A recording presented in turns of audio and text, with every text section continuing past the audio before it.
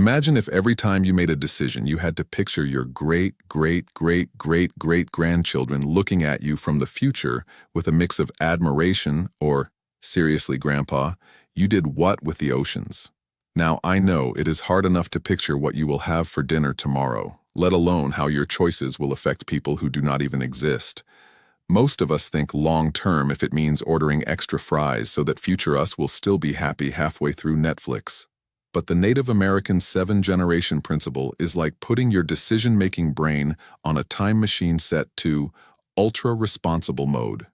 It is about thinking so far ahead that Elon Musk looks like he has commitment issues. This principle basically says every choice you make today should consider its impact on the people living 7 generations from now. That is roughly 140 years ahead, which means if you mess up now, some teenager in the year 2165 might be cursing your name while wearing a holographic hoodie and sipping algae-based bubble tea. Here is the thing. In our current culture, long-term thinking often means, what will this do to my bank account by next quarter? Or, should I get the bigger phone now or wait until next year's bigger phone makes me feel bad about the current bigger phone? But the 7-generation principle says, forget the next quarter, what about the next century? It is not just a philosophy.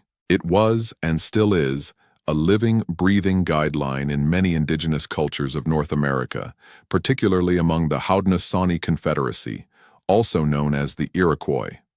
The logic is beautifully simple. If your actions harm the people 7 generations ahead, you are doing it wrong.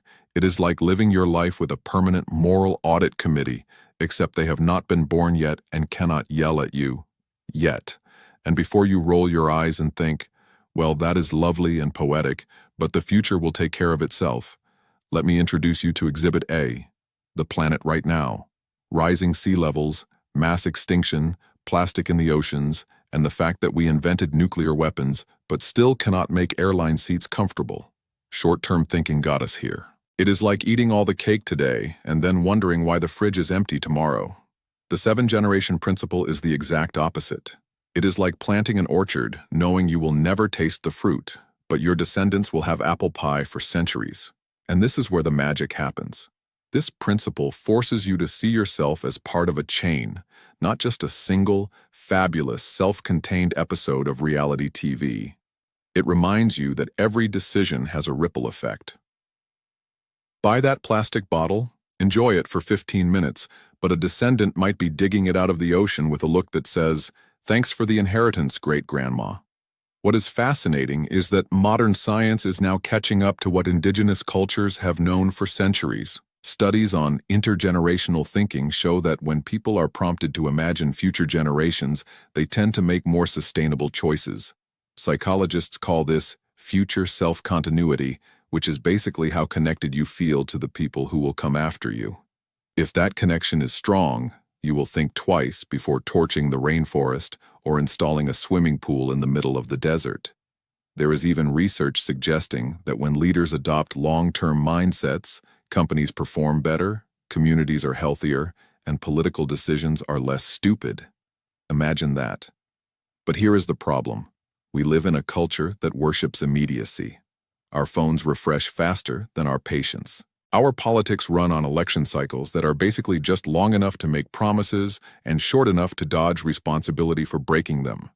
Wall Street celebrates short-term profit spikes like they are touchdowns, even if the stadium is literally on fire. In that kind of world, thinking 7 generations ahead feels like trying to meditate in the middle of a rave. You can do it, but it takes serious discipline. So how do we, as modern, caffeine-fueled, attention-span-challenged humans, actually use the 7-generation principle without moving to a cabin in the woods and hand-spinning our own sweaters from alpaca fur? Here is the fun part. It is not about rejecting modern life, it is about hacking it. Step 1. Zoom out. Way out. Out. When you face a decision, ask, if everyone did this for 150 years straight, what would the world look like? This question works on everything from environmental choices to business strategy to personal ethics. For example, if everyone upgraded their phone every year for the next century, what would the Earth look like? Answer, Probably like Wall-E. If everyone planted 2 trees every year for the next century, what would the Earth look like? Answer: probably like a lush sci-fi paradise where squirrels are in charge. Step 2. Make invisible people visible. The biggest mental block to caring about the year 2165 is that it feels like it is not our problem. So give it a face. Imagine a specific future person, maybe your great-great-great-granddaughter, who has your eyes and your tendency to spill coffee on important documents. Picture her dealing with the outcomes of your actions today. Does she have clean air to breathe? Is she paddling to work because the streets are underwater? Is she making the same mistakes because no one in your generation bothered to leave behind wisdom instead of just memes? Making the future personal transforms someday into right now. Step 3. Slow down your decisions. Long-term thinking is allergic to rushing. If a decision is going to impact land, water, air, or people, give it more thought than you would give to choosing between 2 brands of cereal. This is hard because modern life runs on buy now, act fast, and limited time offer urgency, but the truth is, most decisions can wait for you to think them through. In fact, most urgent decisions are just marketing trying to make you panic, so you buy something you will regret. Step 4. Remember that legacy is not just about the big stuff. Yes, your vote, your investments, and your career matter, but so does your daily life. Every reusable bag you use, every repair you make instead of replace, every time you choose to support local instead of buying something shipped from 3 continents away, you are planting seeds for those future generations. You are telling them, hey, I thought about you.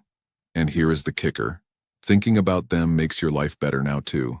Research shows that people who take long-term perspectives actually feel more satisfied and less anxious.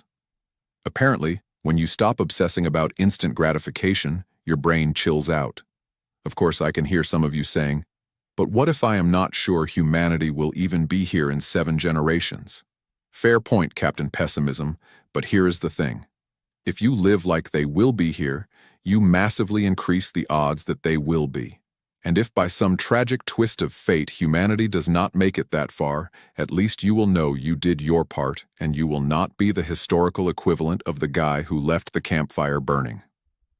Now, the 7-generation principle is not about predicting the future with precision. It is about shaping the future by refusing to dump your problems into it. It is like the world's slowest boomerang. What you throw out today, whether it is carbon emissions, toxic waste, or brilliant ideas, will eventually come back around. The question is, do you want your descendants to get hit in the head with a flaming tire or handed a beautifully carved canoe? This is the mindset shift.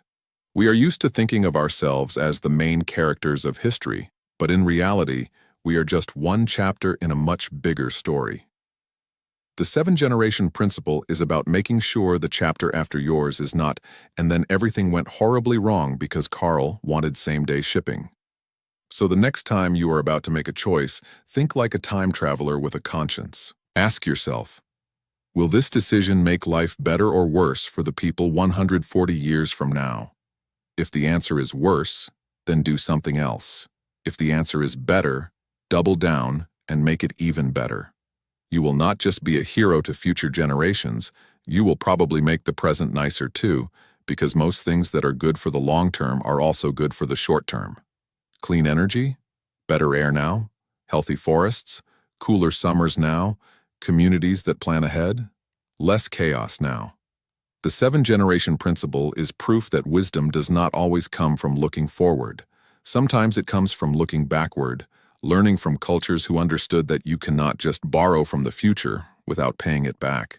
And when you live by that, you start to realize that the future is not some far-off, separate place. It is just an extension of right now. What we do here and now echoes through time. Whether that echo is a symphony or a chainsaw is up to us. So here is my challenge to you. Pick one thing in your life that you can change starting today. Something that would make the world better for someone 150 years from now. It can be tiny or huge. Then stick with it. Let that be your first seed in the forest of the future, Because one day, far ahead, someone might look back and say, they did not have to do that, but they did, and we are better for it. That is a pretty good life's work right there. And if you think this whole 7-generation mindset is inspiring, hilarious, and maybe just what we all need, then tell me in the comments what future-friendly habit you are starting today.